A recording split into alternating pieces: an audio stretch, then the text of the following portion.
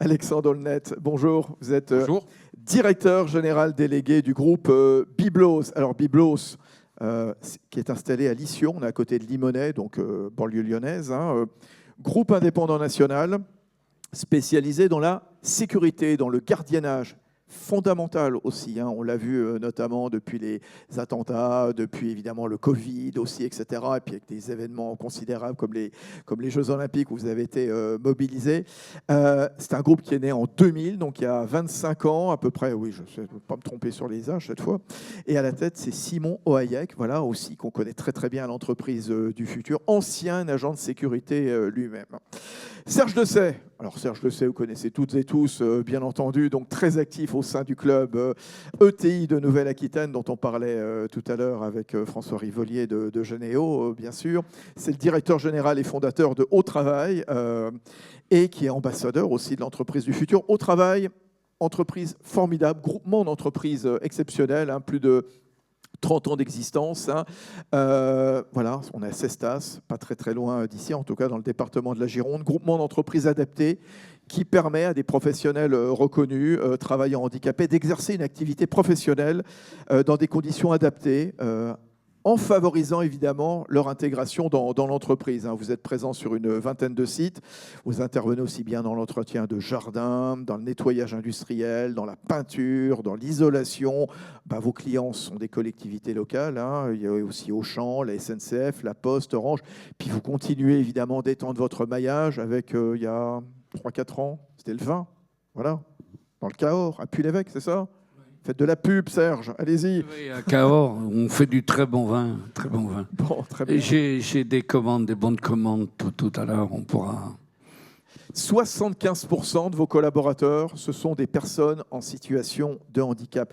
Comment est-ce qu'on fait de l'inclusion un enjeu majeur dans l'entreprise? Vous avez devant vous des dirigeants et des dirigeantes d'entreprise qui se posent probablement cette question.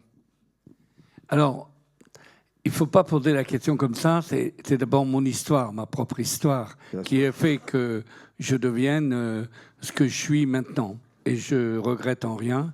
Après des études médicales, j'ai eu un très grave accident. J'ai passé plusieurs années au service militaire. Au service militaire. Encore. Et après, j'ai dirigé des centres de rééducation, puisque je suis resté 6 ans sur un fauteuil. Comme la médecine est une science extrêmement exacte, tout le monde avait prévu, bien sûr, que je finirais ma vie sur un fauteuil. La preuve, je marche, je cours, et je crois encore, j'ai beaucoup d'énergie.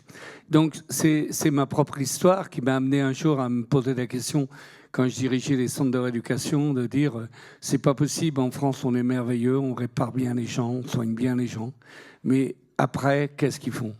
Après, ils ont eu un trou dans leur vie, qui est souvent des trous importants, 3, 4 ans, et lorsqu'ils vont voir un employeur, moi je vous parle de ça dans les années 90, puisque mon groupe est né en 1992. Donc, si vous voulez, en 1992, c'était très compliqué pour une personne en situation de handicap. C'est-à-dire que dès l'instant où il était handicapé, il avait un nouveau métier. C'était handicapé, son métier. Il n'était plus ingénieur, il n'était plus secrétaire, il était obligatoirement handicapé. Donc, tu devenais handicapé, tu ne faisais pas d'études, tu n'as pas besoin de diplôme, mais voilà, et la société te désignait handicapé. Et d'ailleurs... Et on te prend parce que tu es handicapé dans l'entreprise. Voilà, on te prend parce que tu es handicapé. Alors moi, j'ai voulu changer les choses en disant, d'abord, le milieu du handicap était un milieu très institutionnalisé. Moi, j'ai dit, on va ouvrir une vraie entreprise. Et on va donc ouvrir une entreprise comme les autres, et on va faire comme les autres, et on va embaucher les gens, non pas parce qu'ils sont handicapés, c'est parce qu'ils ont des compétences. Donc on a commencé comme ça sur le bassin d'Arcachon. On rêvait d'entretenir toutes les villas du Pilat, et ça a commencé comme ça, et très vite, la structure est devenue importante. Après, on est allé au Cap Ferret parce qu'on a vu qu'il y avait de la clientèle aussi de l'autre côté du bassin. Et puis après, on a dit il faudrait peut-être qu'on aille sur Bordeaux. Après, on a dit on va aller au Pays Basque. Et puis, je suis un peu comme Karine, c'est-à-dire que j'ai développé mon groupe à travers de contrats. Je travaille pour Orange, je travaille pour La Poste, je travaille pour de très nombreux groupes qui, à un moment, dans les discussions que j'avais avec eux, ils me disaient « Ah ouais, c'est bien, mais vous ne pouvez intervenir que sur telle et telle région. » Donc, on a créé Au Travail Méditerranée. Et on a créé des points par rapport à nos clients et surtout aux possibilités de nos salariés de pouvoir se déplacer dans un rayon le plus faible possible. Donc, on a dit, il faut qu'on mette des petites structures au départ qui ont grossi au fur et à mesure de la clientèle. Et ce qui fait que maintenant, Au Travail, c'est 25 sites, c'est 1380 salariés, équivalent temps plein, et avec des marchés très différents. Ça va donc de la partie environnementale à la partie démantèlement. On a une usine de démantèlement à Marciac, et je vous invite tous à venir cet été me rejoindre à Marciac, parce que c'est un endroit absolument merveilleux et magique. Et puis, effectivement, voilà comment c'est développé. Il s'est développé aussi parce qu'on a trouvé des personnes en situation de handicap qui avaient d'énormes compétences. Oui, oui. Et ces gens-là étaient capables de nous monter. On a monté, par exemple, une menuiserie spécialisée sur le bassin d'Arcachon, parce que on avait des villas, des vieilles villas, qui demandent d'avoir des portes et des balcons et tout un tas de choses de façon très personnalisée.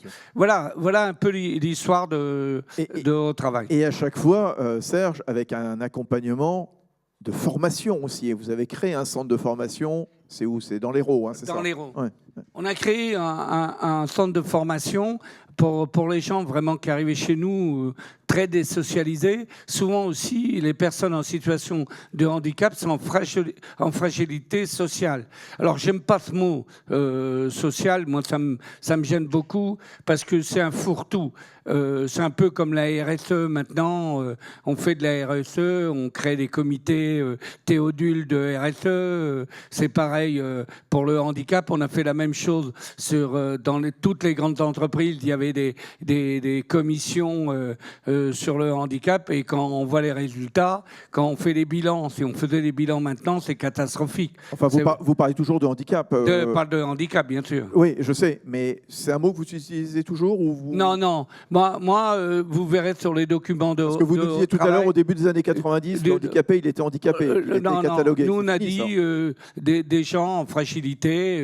Nous, nos gens sont différents, c'est tout. Ils ont eu une expérience de vie comme la mienne, douloureuse, mais ils sont capables aussi de rebondir, et ils sont capables de faire, de se former et de repartir dans la vie normalement. C'est ça qu'il faut faire passer. Et une entreprise comme la mienne est économiquement viable et a montré ce qu'elle était capable de faire. Et donc, on va continuer, puisqu'on a des projets importants, et on va continuer de progresser. Dans un instant, ouais. Voilà. Alors, des populations différentes, vous en embauchez, et de très nombreuses. Ces populations, elles sont différentes. Pourquoi, quand on est chez Biblos, comme vous, Alexandre Nonette, ce ne sont pas forcément des handicapés, ce sont des personnes d'origine étrangère qui peuvent être socialement déclassées. Quand je dis ça, je marche un peu sur des œufs en utilisant tous ces termes, mais appelons un chat, clairement. Racontez-nous. Alors, je dirais qu'on a un peu le même parcours. Dans les années 90, moi aussi, j'ai fait mon service militaire. J'ai eu la chance de ne pas avoir d'accident. En revanche, j'ai côtoyé des personnes qui, pour certains d'entre nous dans la salle, qui ont connu cette période du service militaire, qui ne savaient ni lire ni écrire. Ça n'a pas beaucoup changé. Ce ne sont pas forcément les mêmes personnes. Donc, en effet, sur nos collaborateurs, aujourd'hui, Biblos, oui, c'est 2500 personnes. On est sur 14 sites. On est très présent dans le Grand Ouest, Pau, Bayonne, Toulouse et Bordeaux, bien évidemment. Et en fait, on a une population, je dirais, nos collaborateurs sont personnes de toutes origines sociales, et puis aussi de nationalités différentes. Et ce que l'on s'évertue à faire aujourd'hui, c'est de les faire monter en compétences. On parle de formation. Biblos, c'est aussi un centre de formation. C'est aussi de l'accueil. On va de l'agent de sécurité, pour bien comprendre, on va de l'agent de sécurité que vous avez pu croiser, que vous avez croisé d'ailleurs dans le hall tout à l'heure et hier, qui assure votre sécurité. C'est sans doute un de nos confrères, évidemment, mais vous les avez autour de vous, de l'agent de sécurité jusqu'à l'agent de sécurité de protection rapprochée, l'agent de sécurité armé, sur des sites comme Disney, où nous sommes aussi développés au départ de Lyon, et ensuite sur des grands sites, la Tour Eiffel, Disney, BNF, le Mucem à Marseille, et ainsi de suite. Aujourd'hui, ces populations, alors on travaille avec le local, on recrute essentiellement en local, mais on a besoin de les accompagner, comme je disais, de les monter en compétences, de les former, et c'est là qu'il faut trouver les ressources pour les attirer. Marque employeur, c'est bien, mais on a besoin de leviers, et donc on a utilisé plusieurs leviers jusqu'à aujourd'hui. Parce que votre métier, il a changé, je le disais, il y a de plus en plus d'agents de sécurité un petit peu partout, en effet, entre autres pour pallier peut-être les forces de l'ordre qui sont déployées sur d'autres terrains, et tout ça est très vertueux, bien entendu. Le métier, il change, avec aussi, pour ces agents, de nouvelles missions, de faire du reporting, de faire des comptes rendus, d'évoluer dans certains milieux dans lesquels ils n'avaient peut-être pas forcément évolué quand ils étaient jeunes. Je pense au monde du luxe, par exemple. Et tout ça, évidemment, s'il y a une formation à leur donner. Et c'est vous qui leur donnez. C'est nous qui leur donnons. En fait, aujourd'hui, nos collaborateurs, ce qu'il faut voir dans nos métiers, parfois considérés comme un peu une profession, je dirais presque, on peut le dire, il y a les handicapés d'un côté, il y a les analphabètes de l'autre. C'est un peu l'image qu'a pu...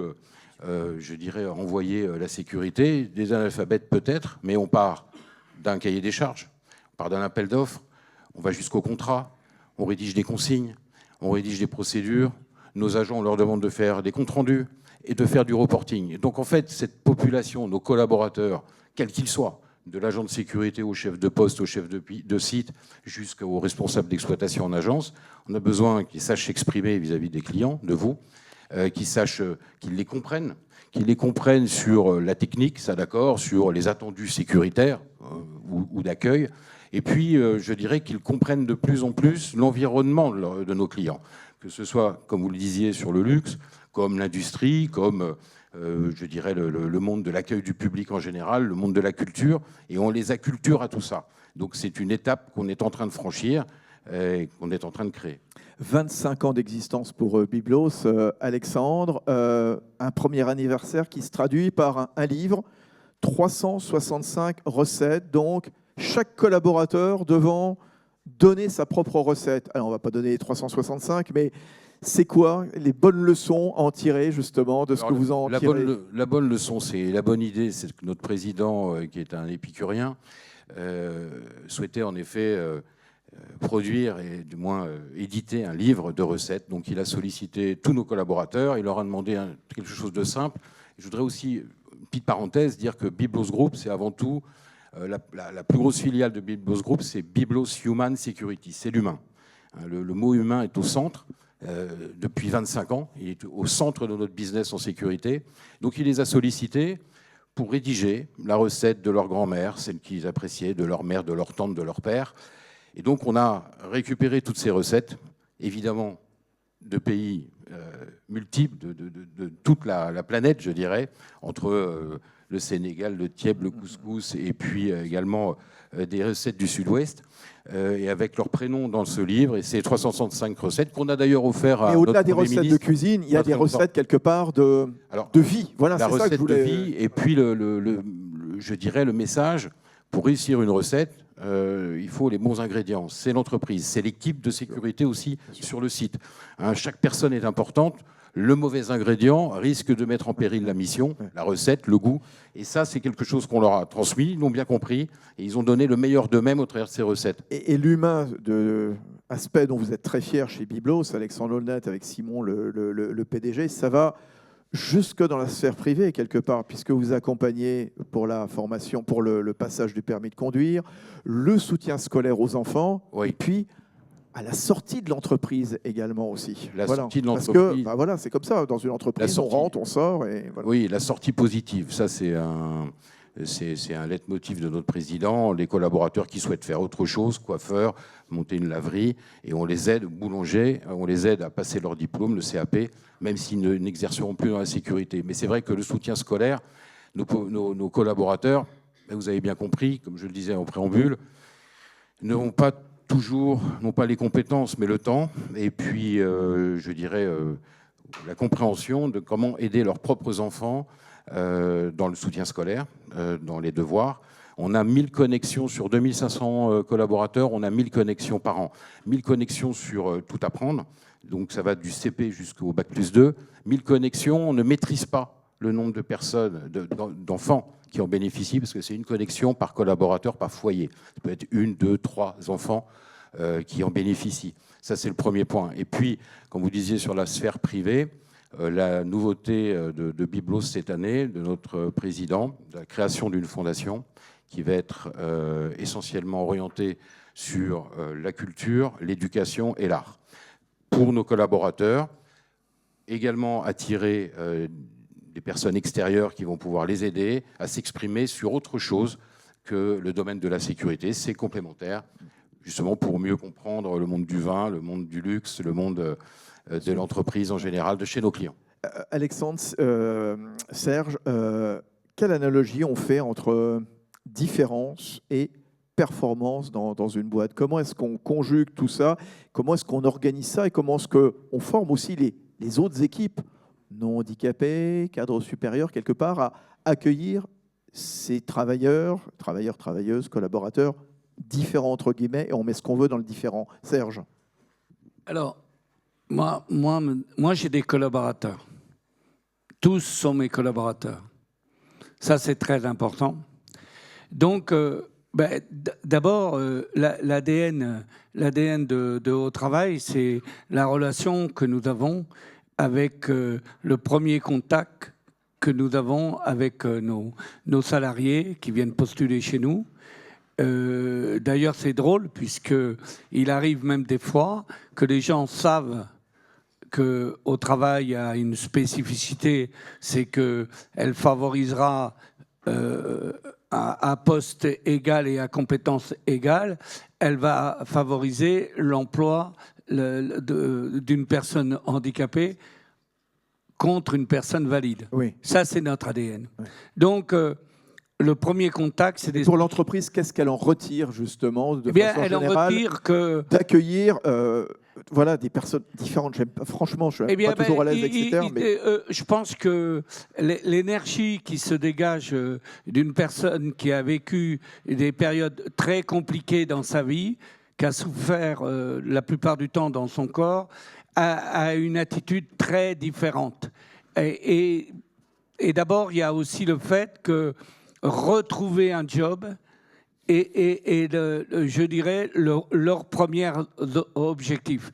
Une personne, nous, on a fait des petites enquêtes à travers nos différents salariés, nos différents sites, et on s'est aperçu qu'en fin de compte, leur but, c'était de retrouver une citoyenneté à travers le travail et la reconnaissance du travail. Alexandre, c'est ça aussi, hein, pour vous? Oui, nous, c'est de retrouver, c'est surtout de maintenir ce tiers de confiance. Ça, c'est un point très important entre nos clients, l'entreprise et nos collaborateurs sur le terrain, puisque... Quand vous parlez de tiers de confiance, c'est qui? Il y a quelqu'un qui, dans l'entreprise, s'occupe d'encadrer, de former? Oui, voilà, c'est ça. Il y a quelqu'un qui s'en occupe. Et puis nous représentons l'entreprise, un tiers de confiance pour le client et surtout avec nos salariés.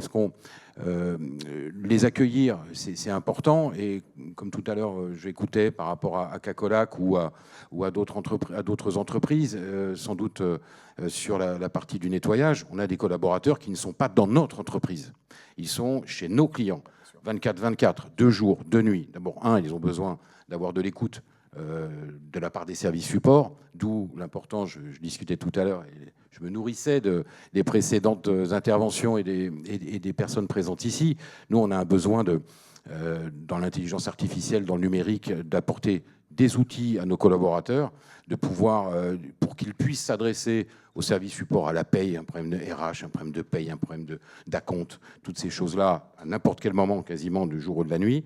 Et donc, nous, ce tiers de confiance, c'est de les amener à être au plus près du client, et donc on doit leur donner des outils pour ça. Serge, le mot de la fin, vous nous avez dit tout ça, c'est un bonus. En effet, il y a un dynamisme, une énergie qui ressort du collaborateur différent, entre guillemets.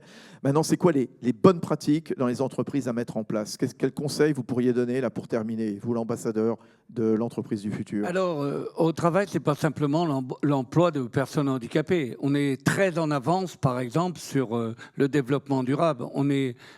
Toutes nos structures sont labellisées écossaires depuis 15 ans. On n'utilise plus aucun produit chimique. Dans notre pratique, on calcule on est là, en pourcentage, on est l'une des entreprises de France qui a le plus de véhicules électriques. On a monté des stations de smart charging. Je pense que personne ici sait ce que c'est. C'est simplement des stations de recharge qui permettent d'utiliser les véhicules électriques comme stockage de l'énergie. On a passé un contrat, on était les premiers en Europe à passer un contrat avec EDF, et donc on a dans toutes nos entreprises, on a des stations de smart charging. Notre plus grand défi actuellement, parce que je pourrais vous parler de tout ce qu'on fait, par exemple, si je veux le dire parce que je l'ai dit hier, nous, on est à la semaine de 4 jours depuis 10 ans. Ça fait 10 ans contre l'avis de l'inspection du travail, qui ne souhaitait pas qu'on instaure sur certaines de nos structures la semaine de 4 jours. Nous, on l'a fait, ça marche très bien, il n'y a pas de problème. Moi, tout ce que je vous raconte, c'est les choses que nous avons faites. Nous, on n'est pas là pour parler, on est là pour agir et pour changer. C'est pour ça que la partie, quand on me dit « tu fais du social », non, je ne fais pas de social. C'est un changement sociétal. Il faut qu'on change la façon dont on traite dans notre pays les personnes en situation de handicap. Il n'est pas normal qu'un ingénieur, lorsqu'il lui arrive un accident, l'État le reconnaît comme travailleur handicapé. Mais qu'est-ce que ça veut dire? Qu'est-ce que ça veut dire? C'est honteux. Et moi, j'ai le statut de travailleur handicapé. C'est lamentable. Donc, effectivement, je voulais finir sur ce parce que ça me révolte. Ce coup de gueule. Je me bats contre ça depuis maintenant 40 ans. C'est pour ça qu'on vous aime, merci. Serge aussi. Serge Dessay, s'il vous plaît. Alexandre Aulnette. Merci à tous les deux.